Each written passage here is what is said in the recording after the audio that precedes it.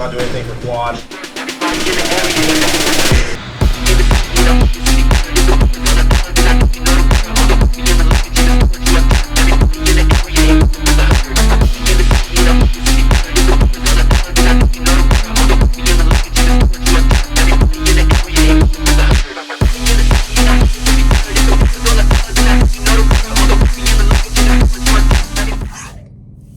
Got a busy day ahead of us today, but it's gonna be a good day. It's really not too much like difficult stuff.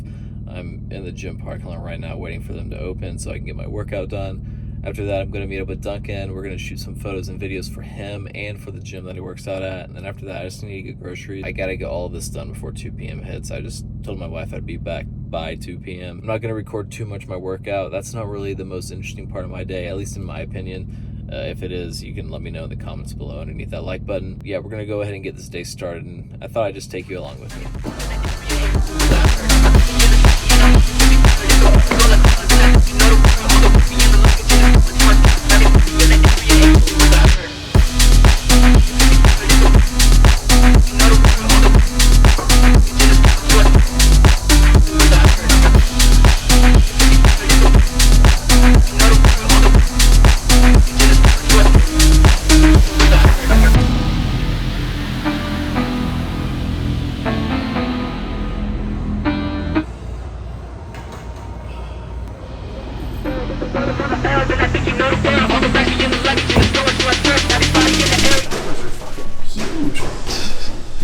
Here, where I keep my stash of powder stimulants, otherwise known as pre-workout. AML, pre-workout extreme. I'm here in early mornings, like 3 a.m. before teaching. 400 milligrams caffeine, but when I'm here at 3 a.m. and I'm taking this, it wakes me up really well for a leg day or a back day. And I use tap water because I'm a fucking heathen. There's extra additives in the tap water for performance. It's the minerals, yeah. It's the minerals that, I don't know if they're in there. Might even be the diseases, might make my immune system stronger. Oh, there's hot sauce in there? Yeah. Right back there? It's a scoop, dude. Oh yeah, you can't take that straight. Oh, I mean, you probably When could, I first, but it'd be an animal. When I first tried See,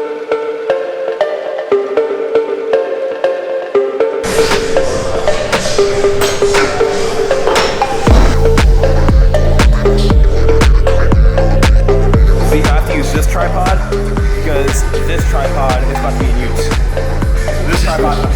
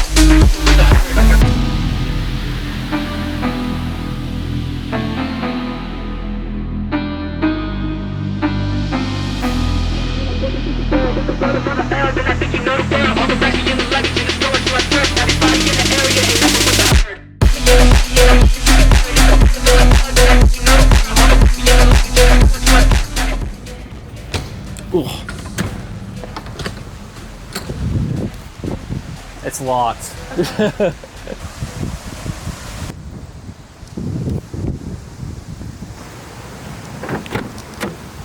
That was super fun. Booking it to the grocery store. I am cutting it close. I only left like 10 minutes later than I wanted to. It should still be okay, but we're gonna act with urgency.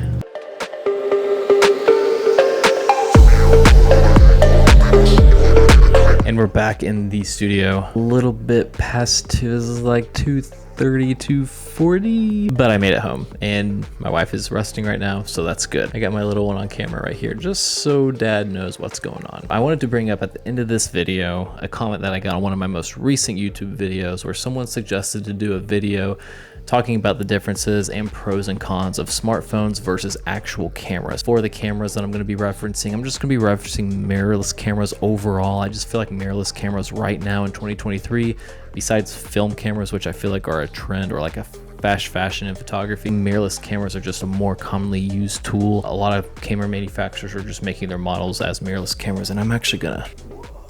So if you're thinking about using your smartphone over an actual camera, that tells me that you have some creative ideas in mind, and I think that's awesome. I love that spark of creativity. You just want to get those ideas out there. You're just not really sure like what kind of tool to use or that you should use for these creative projects. Whenever you're talking about differences between cameras and smartphones, you get three main differences. There's sensors, there's lenses, and there's manual controls. With the sensors, typically mirrorless cameras are going to have a bigger sensor, and whenever we're talking about cameras, whether it's smartphones or actual cameras, the bigger is better. What a lot of people don't really know is that my camera that I'm using right now to record this video has an actually smaller sensor than my iPhone 14 Pro Max. On the back of the phone, the main camera is like a 48 megapixel sensor. The sensor on my A7 III is like a 20 something megapixel sensor. So this one actually has a better sensor, and that means it's going to be able to capture more information, more data, and convert it into a better, higher quality image. The funny thing about that, no one can really tell a difference unless they're pixel peeping. Or there's somebody like me, or probably you, who uses a camera daily. They could probably tell a difference, but for the most part, especially if we're just making reels or if we're just getting snippets of YouTube videos and throwing it onto TikTok, I recommend don't getting too hung up on sensor size. Just get something that can do like 1080p or 4K, and that'll pretty much get you going. Whenever we're talking about lenses, mirrorless cameras are going to have a big advantage over smartphone cameras, mainly because smartphones, they only have like 2 to 4 cameras. This one has 4 cameras. It looks like 3 cameras, but there's actually a 4th camera here. So the reason why mirrorless cameras in general, just, you know, dedicated cameras, have an advantage over smartphone cameras is because these lenses are made for specific purposes. If you're wanting to get like an up close compressed shot, you can use 85 millimeter, you can use 50 millimeter. There's going to be no distortion that you might get with like a 16 millimeter lens or some kind of like wide angle lens. If you're using your iPhone, or if you're using just a smartphone in general, whenever you have the camera app open, you can actually select 0.5 or 1 times, and that's pretty much going to be a wide angle lens. So you're going to get some distortion around the edges, and that's not necessarily a bad thing. It's just, it is what you get. Now you can crop in on that camera. You can actually zoom in. For some cameras, especially this iPhone, they'll sometimes crop on the sensor itself, so you'll actually retain all that quality. But if you're wanting to get like a more compressed shot, you're either going to have to use post-processing software or just invest your money into an actual camera so you can get that natural compression, that really good out of focus element into your image. Difference number 3 is the manual controls. Now smartphones, they've come a long way. I mean, a long way. I'm coming from like Galaxy S8 here, 2010, 2008, somewhere around there. We had a good amount of controls, but nowadays, like, there's a lot of controls that you can use on your smartphone in order to get the image or get the video that you're wanting to create. But dedicated cameras like the A7 III or A7S III, A7 IV, all these newer cameras, more modern day cameras, they have a plethora of controls. The amount of controls that are on smartphones, yes, it's a lot. You can do a lot of damage and a lot of good work with the controls that are available on your smartphone. But the amount of controls that are on dedicated cameras like mine, there's so many. And you don't really need, if you are considering to get like an actual camera, you don't really need to master every single control, unless maybe you're going to be a cinematographer or like the next blockbuster director, maybe. But then at that point, you're probably using film and like some really huge camera. You probably have people to, you don't really need to master every single setting. And my personal opinion and experience, not knowing every single setting is necessary. You might be like messing with your color temperature, ISO, your shutter speed, a lot of basic, more common controls on your camera, color balance. But for a lot of people, they don't really need to master all the controls. They might just buy a camera because it has like some specific controls that might help them develop the images or capture the videos that they just have in mind, or make that certain style that they just love. Overall though, if you are deciding whether or not to get a camera, just realize like you don't need to master all the controls. Don't be intimidated by that. Just know that you have all these more options open to you if you do decide to buy an actual camera. And then real quick, I'm just going to end this video by talking about the pros and cons of smartphones. So if you do decide to stick with the smartphone route, there are some pros with that. There's portability, ease of use, and shareability. Portability, these things fit in your pocket. They're designed to act like a notebook and just fit right in your front pocket, or if you're like me, your back pocket. They're made for a wide audience, people who are traveling, people who are just on the go. Like this is people's daily phone. They're sharing, so if you record a video, if you want to edit a video in some of the post-processing software that's out there, or the different video editing apps, you can do that. You can share immediately to your website, to your Instagram account, to your TikTok. You can share it real quickly and start getting eyes on the work that you make. Lastly, ease of use. Like I was talking about earlier, the camera apps that come with these phones, their controls are designed to be easy to pick up, easy to learn. You don't really have to have like a lot of in-depth technical knowledge in order to understand like what settings you're adjusting. You could probably get a good idea on what you're adjusting and what you probably should adjust within 5 minutes of using the camera app on your phone. So if you do decide to stick with the smartphone route, there are some cons, unfortunately, but that's okay.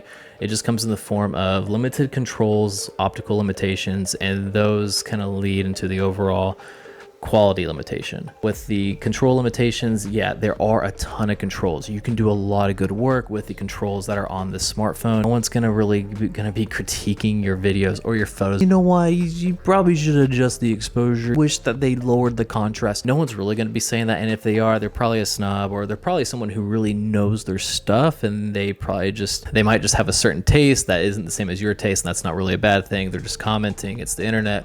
We're human beings. We get how these comments can work. Optical limitations just come in the form of whatever cameras that are on the back of your phone, they are there forever. And don't let that deter you away. No one's really going to be pixel peeping. You're probably going to know that it might be a little bit out of focus, but really if anyone's scrolling on Instagram or if they're just visiting your website, you have all these interesting visuals going and it's telling a story, which is the main important thing, is just you're telling a good story.